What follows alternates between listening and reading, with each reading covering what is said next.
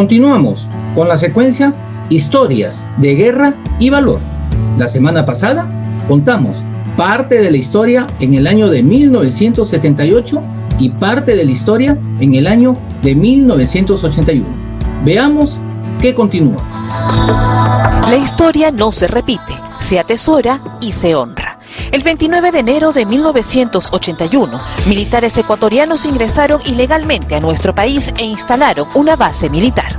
No solamente penetraron en nuestro territorio, pusieron una base. Y a esta base la llamaron Vaquilla, con el mismo nombre de un puesto que ellos tenían al otro lado de la frontera. O sea, para confundir a la opinión internacional. 30 días duró el conflicto armado con el Ecuador. El entonces presidente del Perú, don Fernando Belaúnde Terry, dio la orden para recuperar territorio peruano, que había sido tomado meses antes. Las probabilidades de regresar con vida eran mínimas, nulas. Esa ha sido una de las operaciones más fuertes que yo he tenido. El conflicto se dio inicio el 29 de enero de 1981, con 7 operativos, 6 de ellos aéreos y 1 por tierra, nos comenta el teniente coronel Daniel Ángeles, quien se ofreció de voluntario. Se ha ido rasante los árboles ahí, rozando los árboles, hasta que vi el puesto.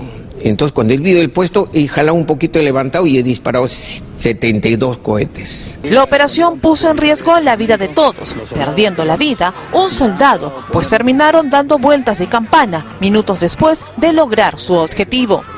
La tensión con el vecino país del Ecuador siempre estuvo presente, pues aseguran ser un país amazónico y querían ocupar la Amazonía, buscando infiltrarse, relata el capitán del ejército en retiro, Wilson González, quien resultó herido. A pesar de ello, diría, me permitió poder dirigir a mis hombres, a la tropa que estaba bajo mi mando, y yo tenía la responsabilidad de cuidar también por la vida de ellos, ¿no? Hubo temor, hubo dudas, pero la decisión fue la correcta, nos comentan en una sola voz: defender el territorio peruano y sus colores patrios. Estamos en enlace con el coronel del Ejército del Perú en situación militar de retiro, Luis Chipoco Segarra. Él es piloto de la aviación del Ejército y estuvo presente en las operaciones militares de la Cordillera del Cóndor. Coronel, bienvenido a su programa Yo Amo Mi Ejército. Gracias, Pepito, por la invitación. Muy contento de estar en tu programa y quisiera participar iniciando la conferencia como tú gustes y de acuerdo a lo que consideres pertinente. Bien. Coronel, la semana pasada en el programa anterior tocamos el tema de 1978, cuando hubieron las escaramuzas con patrullas ecuatorianas en un enfrentamiento con patrullas peruanas. Lógicamente fue muy bien librada por estos dos valerosos oficiales, capitán Basalo y el teniente Alarcón Llerena. Luego también tocamos el tema de 1981, donde se da la operación del primer helicóptero que conquista y desaloja al enemigo, que es el del comandante Ángeles. ¿Qué pasó después, coronel, por favor? Bueno, justamente yo quería explicarte de que después de ese desalojo que se produce el 30, es un desalojo helitransportado, un asalto helitransportado combinado entre helicópteros del Ejército y de la Fuerza Aérea. Este trabajo se realiza con patrullas del Ejército que junto con los helicópteros hacen el asalto, como ya te relató seguramente Danielito Ángeles el otro día. Luego tenemos que el día siguiente, 31, se produce el asalto a PBB-3. Ese asalto también es un asalto combinado entre fuerzas, la fuerza del Ejército a través de los helicópteros del Ejército y de la Fuerza Aérea. Esa operación concluye y el día siguiente se produce el asalto a PB4, a PB4 nuevo. También es un asalto combinado de Ejército y Fuerza Aérea con helicópteros, en bombardeo y colocación de patrullas, sembrado de patrullas. Esta operación se realiza, como ya has podido ir entendiendo a través de las explicaciones, de forma exitosa. Y ahí prácticamente terminaría la primera fase que se da en la primera fase. Luego, en el mes de febrero, se presenta una acción de patrullaje que realiza un teniente del ejército, creo que es el teniente Wilson González, que llega a una parte alta y determina que existe un PB mirador. Y ese PB mirador era donde tenían el dominio de toda la zona del río Comainas. Ahí se presenta el desalojo de las tropas ecuatorianas, que se retiran sin presentar mayor enfrentamiento. Luego de eso ya viene el descubrimiento de, en otro río, una penetración ecuatoriana. Y ahí ya llegan otros helicópteros del ejército. Llegan 6 helicópteros del ejército a relevar a las tripulaciones y a los helicópteros que participaron en la primera etapa. En esa oportunidad llegan los helicópteros a cargo de los oficiales, el mayor Polanco, el capitán Gran, capitán Luque, capitán Valareso, capitán Vergara, capitán Noriega. Piloto, ¿no? Piloto. Todos eran pilotos de los helicópteros y esas tripulaciones vienen conformadas. Ahí tengo la suerte de venir en el helicóptero en ese entonces el capitán Noriega y formar parte de su tripulación como armamentista, ¿no? Y participar en el apoyo en ese momento en condición de armamentista y formo parte de esa tripulación donde se encontraba el mayor Noriega, capitán Noriega, el teniente Vilches, Genaro Vilches, se encontraba el técnico Waldo Borda, se encontraba el técnico Henry Rivera y el que habla como armamentista y haciendo parte de la tripulación. Nosotros nos desplazamos a la zona de Jiménez Banda, donde se prevé esa penetración ecuatoriana, con los 6 helicópteros, y allá llegan el día 18 100 hombres procedentes de Quito en 2 helicópteros de la FAP, esos helicópteros grandes que tú conoces como Mi-6, en ese entonces unos helicópteros bastante grandes.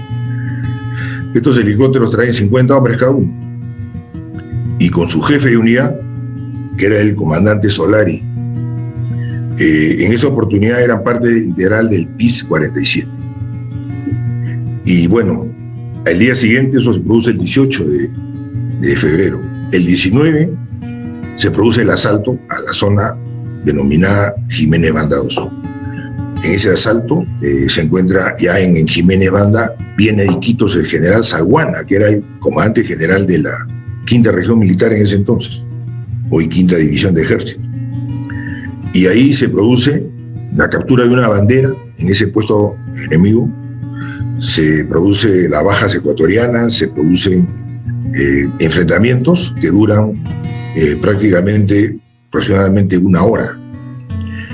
Luego de eso, ordenan que se replieguen 4 helicópteros a la zona de Comainas, porque se tenía que terminar el desalojo del PB4 intermedio y PB4 antiguo, que eran los que faltaban desalojar. Se había desalojado el PB4 nuevo en la primera etapa. Entonces, se desplazan 4 helicópteros para esa zona. Eso es el día 19, después de la recuperación de Jiménez Banda 2. En esa operación, si mal no recuerdo, van 4 helicópteros de nosotros, de los 6 que estaban en esa nota de Jiménez Banda, van 4 helicópteros para allá. Esos 4 helicópteros se desplazan allá y actúan con las tropas que se encuentran allá. O sea, en la zona donde nosotros hemos actuado últimamente se quedan los del BIS 47. Y a la zona de Comainas ella tenía sus propias tropas, tenía sus propios oficiales, tenía su experiencia de combate, gente muy aguerrida que estaba en ese momento esperando ya terminar esta situación. Ahí se produce el día 20 los asaltos a aerotransportados, helitransportados a la zona de PB intermedio y de PB 4 nuevo, que era el que estaba en la parte, PB4 antiguo, perdón, el que estaba más al extremo, el que más estaba cerca de la frontera. En ese asalto tenemos la desdicha de que muere el copiloto, el helicóptero es impactado, cae y tenemos varios heridos. En segundo lugar entra... ¿El teniente Ponce fallece ahí? Ahí fallece el teniente Ponce, el copiloto del helicóptero del mayor Polanco. Nuestro héroe, correcto. El que se considera como un héroe nacional, ¿no? Se producen una serie de hechos ahí que de repente relatarlos es un poco largo, pero podría mencionar algunas cosas. Por ejemplo, entra el segundo helicóptero con el capitán Gran, pese a que el primer helicóptero ha caído, entra el segundo helicóptero. En ese ingreso salta el jefe de patrulla, que es el teniente Wilson González, y arrastra a su gente y bueno, es herido él. A pesar de eso, captura el puesto. Se retira ese helicóptero e ingresa, vamos a decir, unos momentos a entrar en una situación en la que tienen que evaluar qué cosa es lo que se va a suceder. Una pregunta, coronel, una pregunta. El teniente González, hoy capitán Wilson González, coronel el día de hoy, ¿es impactado por una bala del enemigo que estaba al frente? Sí, una bala del enemigo que le entra en la parte, a la altura de las caserinas, en el lado derecho, creo que sí, el lado derecho. Y él es herido, pues, y a pesar de eso logra capturar el puesto. Una vez que sucede estos hechos, empieza un avance de las fuerzas terrestres que estaban en PB intermedio a apoyar a la zona, porque se escuchaba pues, el enfrentamiento, ¿no? En la zona donde estamos hablando, en PB 4 antiguo. Entonces, bueno, estos hechos se van dando y se ordena el repliegue de 2 helicópteros que se encontraban en Jiménez Banda 2, que se constituyen también a la zona.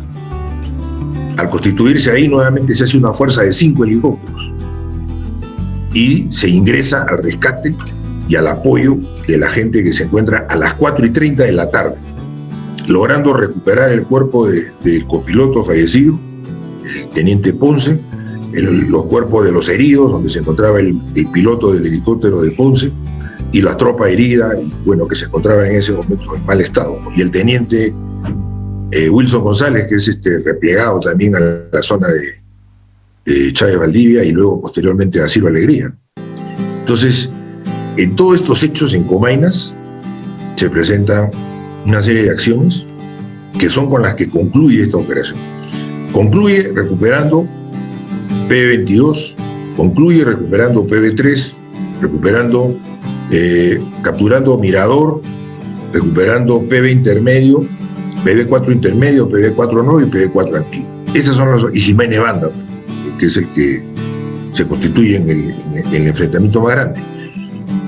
Estos son los hechos que se dan en el 81, ¿no? Como manifestaba, tuvimos la suerte de participar, porque es una suerte tener la oportunidad de desarrollar las acciones como para las que somos creados, para las que somos formados, para que nos hemos preparado.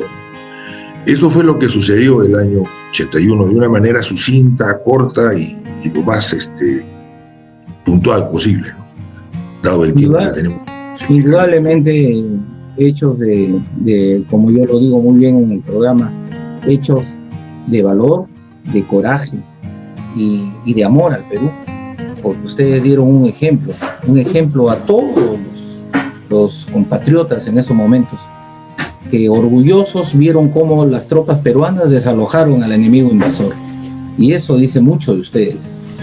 Mi coronel, a nombre del programa Yo Amo Mi Ejército, permítame agradecerle por ese gesto de haber aceptado esta entrevista que nos cuenta y nos relata hechos históricos de valor y coraje. Su palabra final, coronel Luis Sipoco. Yo quisiera decirte también que te agradezco esta oportunidad y he querido ser puntual para no dejar de decir cuántas acciones se dieron en ese conflicto. Se dieron bastantes acciones, participaron bastantes oficiales, tropa, licenciados que fueron llamados y participaron. Realmente es un orgullo haber tenido una oportunidad de ejecutar acciones dentro de lo que es defensa de nuestra patria, ¿no? Y yo realmente invocaría a través de este programa a que se siga pensando de que la Fuerza Armada es el pueblo uniformado. En esta pandemia y en estos momentos tan difíciles, tenemos que ser uno solo. Un solo puño. Así es, un solo puño. El ejército unido a la historia con su pueblo saldrá adelante como salió el 79, como salió el 33, el 41, el 78, el 81, el 95, y cuando sea necesario. todos juntos, somos el Perú. Muchas gracias, coronel.